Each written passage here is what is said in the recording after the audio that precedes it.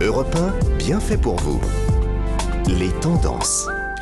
Elle est prête à nous régaler, elle a enfilé son tablier et nous on attend avec Mélanie, spatule et fouet à la main. Non, c'est pas vrai.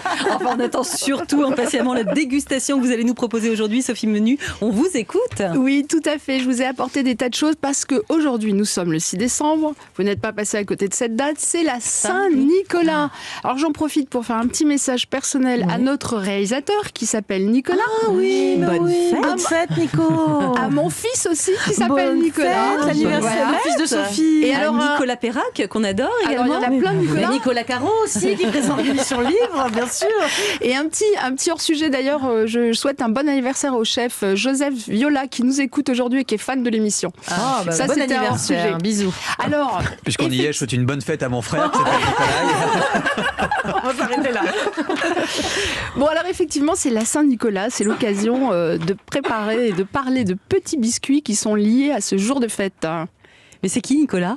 Alors Nicolas, la légende de ce personnage est liée à celle de Nicolas de Myre qui est né en Asie mineure, dans ce qui est maintenant la Turquie, il y a très longtemps, au IIIe siècle. Il était protecteur des enfants, des matelots, des commerçants et il accomplissait toutes sortes de miracles. C'était un saint homme.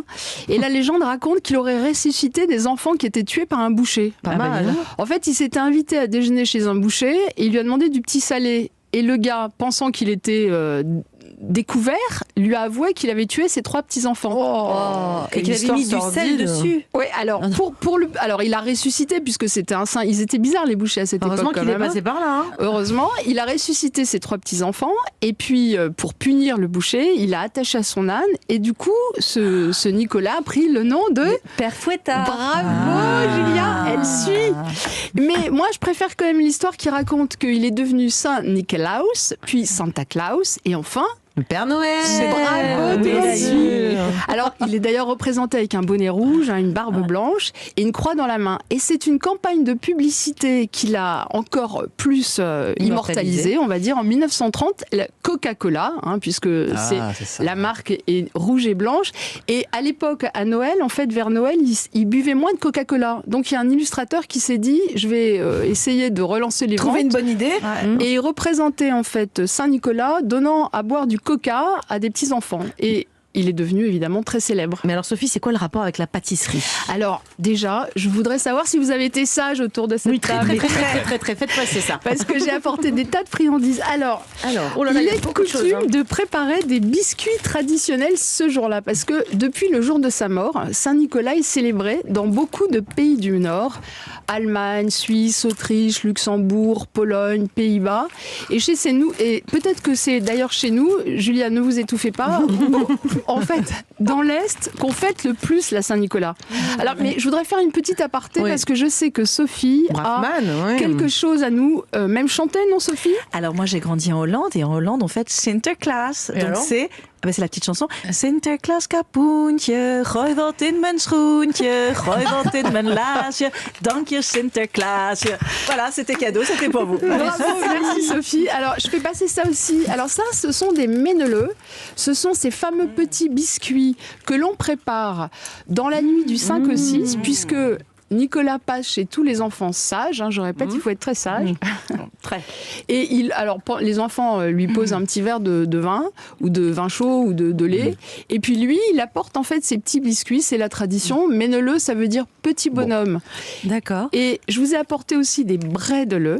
Alors ça, c'est typiquement alsacien, parce que je voulais vous rappeler que ce sont les marchés Noël qui ont commencé début décembre, et pendant tout le mois en Alsace, et je vous encourage à aller passer quelques jours, si vous pouvez, ou un week-end, parce que c'est vraiment génial. Vous avez eu déjà l'occasion d'y aller ? Jamais. J'aimerais bien faire le marché de Noël Sophie Brackmann, je pense qu'elle est retournée en enfance. Là. Elle mange tout. Strasbourg, Colmar, Kaisersberg, Ribeauvillé, c'est des villages incroyables où on peut trouver ces biscuits. Et vraiment, je voulais remercier votre mari qui nous a ramené toutes ces friandises. Merci à lui. Ce week-end, on saura tout dans cette émission.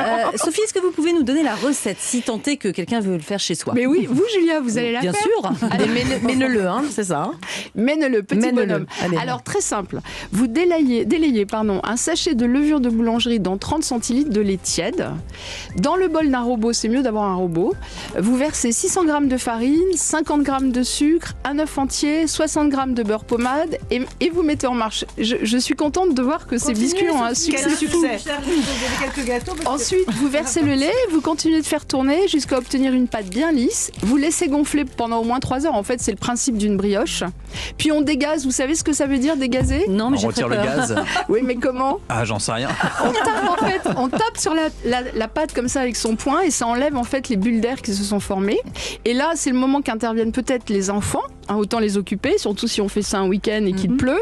On leur demande de former. Surtout quand les classes sont fermées, hein, parce que moi j'en ai une à la maison là en ce moment. Voilà, attendez, il y a les annonces du gouvernement tout à l'heure. Ouais. Et alors Mélanie, en plus, il y a un site où vous pouvez trouver plus de 800 formes d'emporte-pièces différents pour faire ces petits biscuits. 2 ou 3 suffiront. Hein, ça va l'occuper le week-end prochain.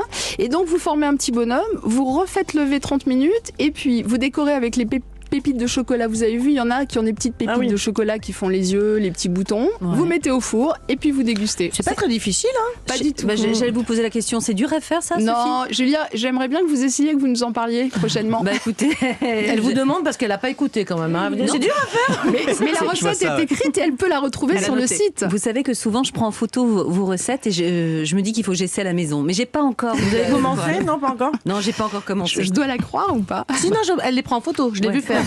De là à dire qu'elle va jusqu'au bout de la recette, c'est une autre histoire. Par contre, je mange bien, c'était délicieux, merci. Elle vous fait honneur merci à chaque fois quand même. C'est vrai, je suis flattée. C'est déjà ça. Merci beaucoup Sophie Menu pour cette délicieuse chronique et cette dégustation parfaite qui nous a fait replonger en enfance, surtout Sophie Braffman, j'ai l'impression. Vous voulez pas avaler, Mélanie?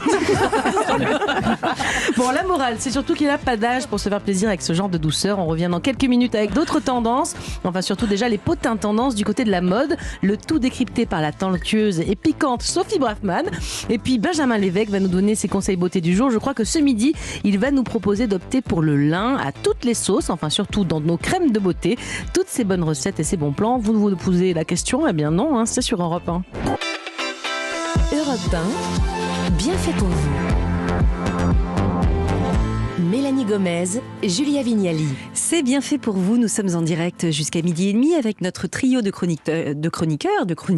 Ça n'existe pas. C'est les biscuits. C'est ça. On a bien démarré cette séquence avec les conseils culinaires de Sophie Menu et à présent c'est une autre Sophie qui va passer derrière le micro. Une chanteuse, je crois. Oui, une grande chanteuse hollandaise. De chant hollandais. Sophie Braffman, vous êtes notre experte mode et c'est à vous. Vous êtes allée récemment au cinéma, je crois. Alors c'est surtout que j'avais envie de vous parler de potins. Je trouve que lundi c'est un bon jour pour parler des potins. On a reposé son closer, son voici, on est contente. Et je voulais vous parler bien évidemment du film The House of Gucci que vous avez vu, hein, Julia d'ailleurs dimanche dernier, avec son héroïne Lady Gucci, comme se faisait appeler Patricia Reggiani, la femme d'Aldo, dont elle a quand même commandité le meurtre, hein, donc incarnée par Lady Gaga. Donc on a déjà une ambiance très sulfureuse au démarrage. Alors la famille s'est insurgée contre le film, menaçant même de porter plainte. Pourquoi ? Parce que selon ses dires, le film montrerait Aldo Gucci et ses proches comme des hooligans ignorants, je cite, et insensibles au monde qui les entoure. Difficile en effet d'appartenir à un clan aussi luxueux, où le faste aussi faisait partie des maîtres mots, et d'être une grosse brute en vrai. Mais les hommes de mode sont-ils nécessairement aussi raffinés, voire aussi bling que leurs vêtements ? Vaste débat, l'histoire jugera. Bon, et dans la vraie vie alors ? Alors dans la vraie vie, eh bien les ventes de Gucci Vintage sont envolées dès le premier jour de la sortie du film. Ça m'étonne pas. 25% de demandes en plus, hein, donc pour la marque, enregistrée par le site Vestiaire Collective, avec notamment un engouement fort pour les sacs, la fameuse casquette monogramme qu'on connaît tous. Bon, pas de quoi réjouir la famille évidemment, hein, puisque la marque ne lui appartient plus depuis longtemps et qu'elle est la propriété du groupe Kering. Famille qui regrette aussi le traitement de la meurtrière. Je ne sais pas ce que vous en avez pensé, Julia, mais Patricia qui est présentée un peu comme une victime. Bah oui, c'est-à-dire que Lady Gaga joue super bien et à un moment donné, quand elle se fait planter par son gars, on est en empathie avec elle. Mais de là à adouber le meurtre. Non, alors c'est vrai que cette fameuse Lady Gucci, parce qu'elle s'est fait appeler Lady Gucci jusqu'au bout, hein, c'est quand même bien un personnage digne d'une tragédie gréco-romaine, passionnée arriviste outrancière. Elle voulait ramasser un maximum d'oseille. Alors sachez quand même que Lady Gucci, elle a réussi à soudoyer en prison ses co-détenus pour ne jamais avoir à passer le balai dans sa cellule, refusant même de sortir en conditionnel sous prétexte qu'il n'est pas question qu'elle travaille à l'extérieur, hein, elle qui n'a jamais travaillé. Une lady qui clamait son innocence jusqu'au bout et qui a quand même un jour alors avoué à un journaliste ne pas avoir tué elle-même son mari, car sa vue déclinant, elle aurait bien eu peur de le louper. Voilà, donc ça, c'est quand même un sacré personnage de film. Donc on peut l'apprécier ou pas, hein, peu importe, mais en tout cas, je trouve que pour un film, bon, elle s'y prête bien. Ça, c'est sûr. Il y a aussi une triste disparition dont vous voulez nous parler, oui, Sophie. Tout à fait. Alors ça ne vous a certainement pas échappé. Triste nouvelle. La disparition prématurée de l'immense directeur artistique Virgil Abloh à 41 ans seulement. Il était le directeur artistique de la Maison Vuitton, fondateur de la marque Off-White. Alors même si vous n'êtes pas calé en mode, hein, vous avez les réseaux sociaux, vous en avez forcément entendu parler, parce que depuis quelques jours, voire une semaine presque, sur Insta, les RIP Virgil fleurissent. Oui, dans la mode, c'est un peu comme ça. On est amis avec tout le monde ou amis avec personne, mais enfin du coup, ça revient au même. Alors, puisse ta gentillesse illuminer le monde des anges jusqu'à ce qu'on se retrouve, écrit Alessandro Michel, directeur artistique de Gucci. On est toujours dans le thème de l'au-delà, hein, chez Gucci, c'est très beau. Le styliste et le réalisateur Tom Ford a rappelé l'importance du designer avec son révolutionnaire label Off-White, qui a fait tomber les barrières en devenant le premier directeur artistique black pour Louis Vuitton. Preuve que dans la mode, il était quand même temps aussi que les choses changent, hein, que c'était résolument un entre-soi. Enfin, la très belle mannequin Gigi Hadid qui nous dit « Il donnait à chacun la sensation d'être vu et spécial. Je le vois maintenant comme notre Mickey Mouse, pour toujours avec nous, pour toujours adoré, pour toujours magique. » Vous faites très bien Gigi Hadid. Vous avez fait assez bien, je suis contente. Bon, je suis pas sûre que dans l'au-delà, la référence à Mickey plaise, hein, parce qu'il a beau être souriant, Mickey, il est quand même un peu réac si on s'en réfère à son célèbre patriarche Walt Disney, conservateur, sexiste et fric contrôle.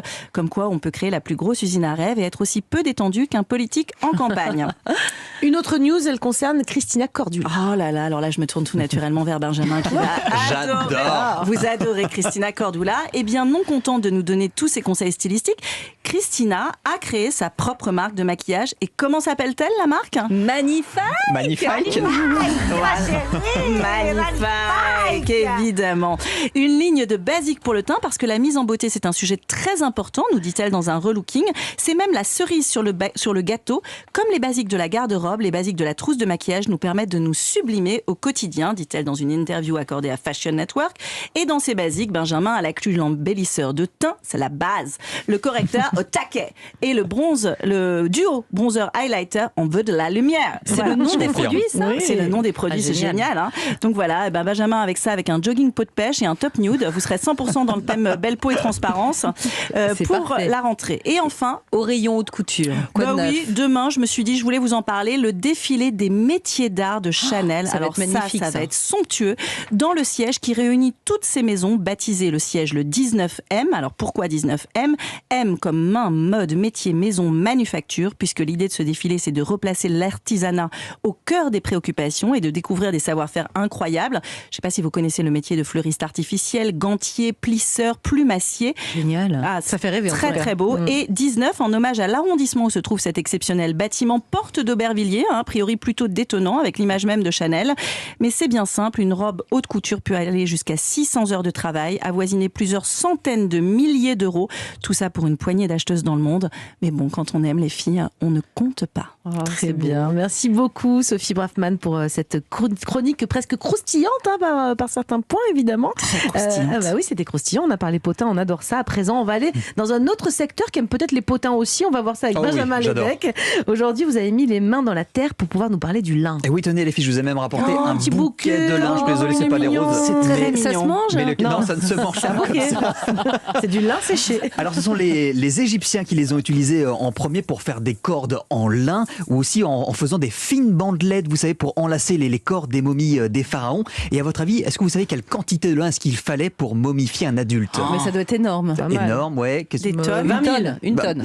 Alors, en tonnes, je sais pas. En fait, on avait besoin d'1 kilomètre de lin pour momifier un adulte. 20 000, je sais pas quoi.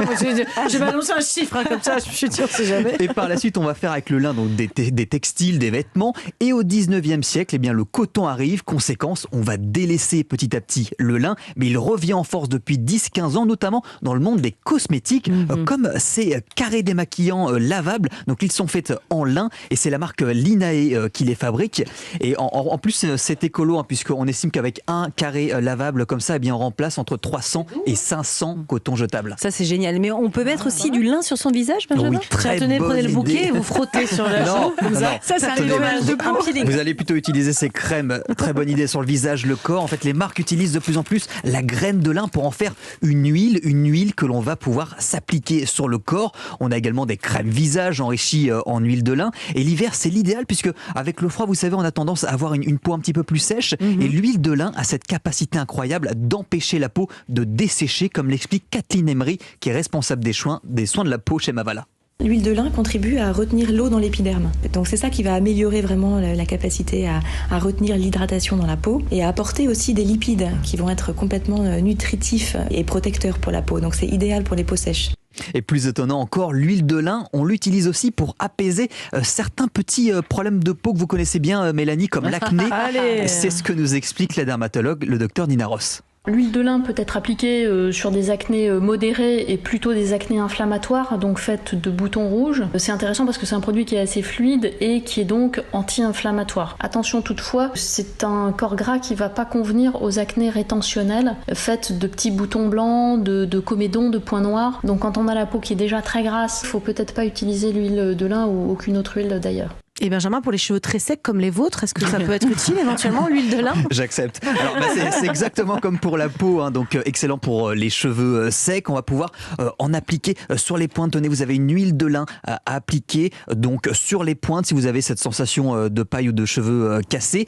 Et puis l'huile de lin, on peut aussi la retrouver dans des shampoings et ça va permettre en fait de redonner du volume à votre tignasse, comme le dit Stéphanie Gastalin, qui est la fondatrice de la marque Linae. La graine de lin va être vraiment très intéressante au niveau capillaire parce qu'on va pouvoir utiliser les deux phases, l'huile et le gel. Ça va donner un effet tuteur, ça va gainer le cheveu, ça va donner un gonflant au niveau des cheveux, donc ça va vraiment être très intéressant pour cet effet tuteur, pour vraiment donner du volume aux cheveux qui peuvent être un peu plats. Donc c'est pour ça qu'on va les retrouver à la fois dans des shampoings ou des soins pour les cheveux, vraiment focus volume. Et on peut aussi utiliser cette huile, moi je le fais pour gainer les cheveux. Ça se voit pas trop, hein, c'est pas très efficace. Mais là ils sont attachés, mais quand je les détache et que je veux me faire des boucles, j'en mets et je gaine. Il ne faut pas les mettre en racines, hein, c'est beaucoup trop gras. Non, c'est beaucoup trop gras. Évidemment. Mais est-ce qu'on peut la manger, cette huile de lin ? J'y reviens.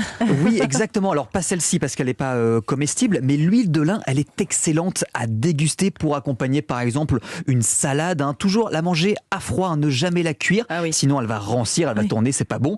Et ensuite, il faut savoir que cette huile, c'est la championne en oméga 3, donc ça va protéger votre système cardiovasculaire, ça aide aussi au bon fonctionnement des neurones. C'est bon pour fabriquer des méneleux peut-être, Sophie ? Non, je sais pas. Parce que vous l'utilisez, vous, l'huile de lin ? Oui, je l'utilise en salade, c'est très bon. Voilà, exactement. Et puis l'huile de lin est aussi gorgée de vitamine E et d'antioxydants comme les fameux flavonoïdes, donc ça va retarder l'apparition des rides. Pas mal. Et ça un peu d'agriculture pour finir. Oui, ça pousse où le lin ? Alors le lin, donc ça pousse principalement en France. On est le premier producteur. On en fait pousser dans des régions tempérées et humides, donc le nord de la France, donc la Picardie par exemple, la Normandie, la capitale du lin est à Doudeville en Seine-Maritime, et puis on va aussi en retrouver dans le nord de la Bretagne. D'accord. Bon, il nous reste très utilisé en textile secondes là. Voilà. J'allais me tourner vers vous parce que je me dis il reste 30 secondes. Et moi je trouve qu'on n'a pas bien entendu votre chanson de Hollande. Vous voulez que je vous rechante la chanson ? Ça pourrait faire une belle chute. Oui, alors voilà, je vais chanter la chanson de Saint-Nicolas. Sinterklaas kapoentje, gooi wat in mijn schoentje, gooi wat in mijn laasje, dank je Sinterklaasje. Ah, si on m'avait dit qu'un jour on ferait chanter une chanson néerlandaise à la radio. Merci Saint-Nicolas quand même. Merci beaucoup Sophie Braffman, vous êtes une super chanteuse. Et merci Benjamin Lévesque, vous êtes je suis pas un si bon chanteur, moi. Non, excusez-moi. Merci pour ces belles découvertes beauté. Avec vous, on est certaine de ne jamais rater les dernières tendances du monde de l'esthétique. Heureusement que vous êtes là pour assurer cette vieille beauté pour nous, même si on est des vieilles beautés. Merci à tous les trois, on vous retrouve très bientôt et donc Bien fait pour vous touche à sa fin. On sera évidemment de retour demain dès 11h. Et Mélanie, demain, quel sera notre premier sujet du jour ? Alors Julia, vous savez, dans Bien fait pour vous, on parle souvent de partage, de prendre soin des autres, mais cette fois on va se la jouer perso, on va faire l'inverse, on va voir que se faire passer en premier, être égoïste, même si c'est très mal vu, ça peut être parfois très bénéfique pour notre bien-être. On vous expliquera comment vous y prendre. Et d'ici là, en tout cas, n'hésitez pas à nous envoyer vos questions, vos témoignages aussi, si vous le souhaitez, sur notre compte Instagram ou sur le compte de l'émission au 39 21. À suivre, c'est Europe Midi avec Romain Desarbres.